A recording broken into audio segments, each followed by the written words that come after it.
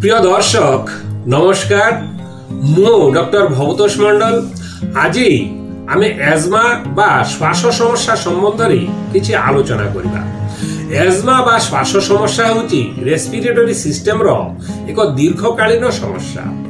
Asthma হেলে রোগীর শ্বাসনলী ফুলি যায়, শ্বাসনলীর রন্ধ্র সরু হয়ে যায় এবং এই নলী ভিতরে কফ জমা হেবা যোগু শ্বাসনলী বন্ধ হয়ে যায়। ফলরে রোগী ঠিক ভাবে শ্বাস নেই পারে না। শ্বাস নেবা বেড়ে ছাতি ও তন্টি ভিতরে শঁ শঁ শব্দ হুয়ে, মনে হুয়ে যেপরি করত দ্বারা কাঠ চিরা হচ্ছে। রোগীকে প্রবল কাশ হুয়ে, ছিঙ্ক হুয়ে।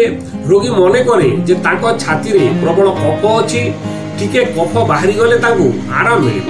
ମାତ୍ର ସବୁ ରୋଗୀର କଫ ସହଜରେ ବାହାରେ ନାହିଁ।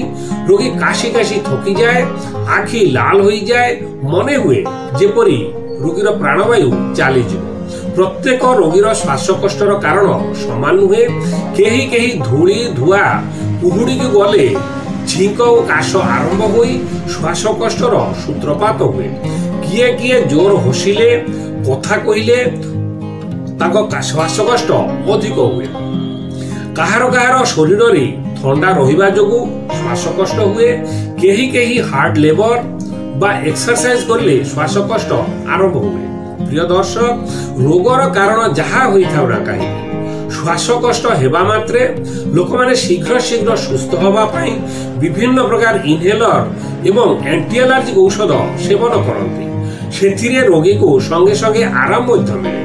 ମାତ୍ର ଏହି ଚିକିତ୍ସା ରୋଗର ଯେଉଁ କାରଣ ଅଛି ତାର ଚିକିତ୍ସା ନୁହେଁ। ଏହି ଚିକିତ୍ସା ହେଉଛି କେବଳ ରୋଗୀକୁ ସଙ୍ଗେ ସଙ୍ଗେ ଆରାମ ଦେବାର ଚିକିତ୍ସା। ଏହି ଚିକିତ୍ସା ଦେବା ବେଳେ ଡାକ୍ତର ଏକଥା ଭାବୁନାହାନ୍ତି ଯେ କେଉଁ ପରିସ୍ଥିତିରେ ରୋଗୀ ଶରୀରରେ ଏହି ସମସ୍ୟା ଆସୁଛି। ତେଣୁ ଇନହେଲର ଓ ଆଣ୍ଟି ଆଲର୍ଜିକ ଔଷଧ ଦ୍ୱାରା ଆରାମ ମିଳିପାରେ, ମାତ୍ର ଆରୋଗ୍ୟ ମିଳିବ ନାହିଁ।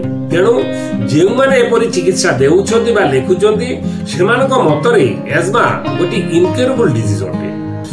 ମାତ୍ର ହୋମିଓପାଥିକ ଚିକିତ୍ସା ଅନୁସାରେ ରୋଗୀ ଶରୀରରେ ରହିଥିବା ବିଭିନ୍ନ ରୋଗ ଲକ୍ଷଣ, ରୋଗୀଠାରେ ଆଗରୁ ହୋଇଥିବା ବିଭିନ୍ନ ରୋଗର ବିବରଣୀ ଓ ତାଙ୍କ ପରିବାର ସଦସ୍ୟଙ୍କ ରୋଗ ଇତିହାସକୁ ବିଚାର କରି ଔଷଧ ସେବନ କରାଇଲେ କେବଳ ଶ୍ୱାସକଷ୍ଟ ନୁହେଁ, ଶ୍ୱାସକଷ୍ଟର ଅନ୍ତର୍ନିହିତ କାରଣ ମଧ୍ୟ ସବୁଦିନ ପାଇଁ ଭଲ ହୋଇଯିବ। ପ୍ରିୟ ଦର୍ଶକ, ମୋ ପାଖରେ ଏପରି ଅନେକ ରୋଗୀ ଆସି ଔଷଧ ସେବନ କରି ସୁସ୍ଥ ହୋଇପାରିଛନ୍ତି।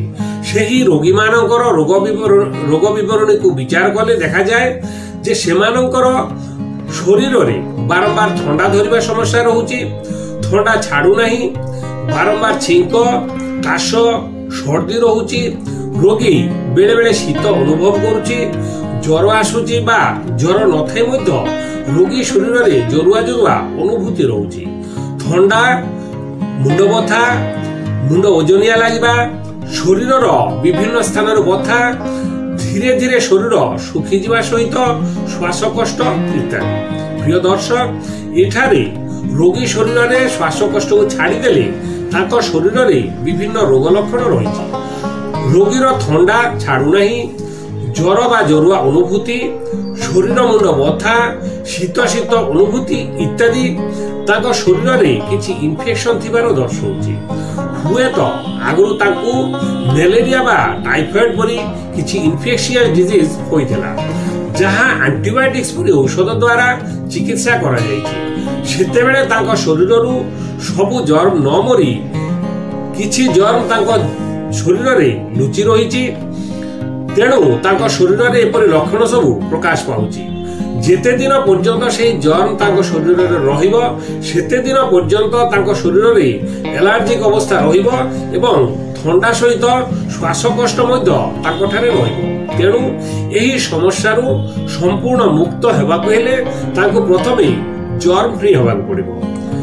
ଲିଭର ଏବଂ ସ୍ପ୍ଲିନ୍ ଇନଫେକ୍ସନ ମୁକ୍ତ ହେଲେ ଶରୀରରେ ଥଣ୍ଡା ରହିବ ନାହିଁ, ଆଲର୍ଜିକ ଅବସ୍ଥା ଆସିବ ନାହିଁ। ତେଣୁ ଶ୍ୱାସକଷ୍ଟ ମଧ୍ୟ ସବୁଦିନ ପାଇଁ ଚାଲିଯିବ।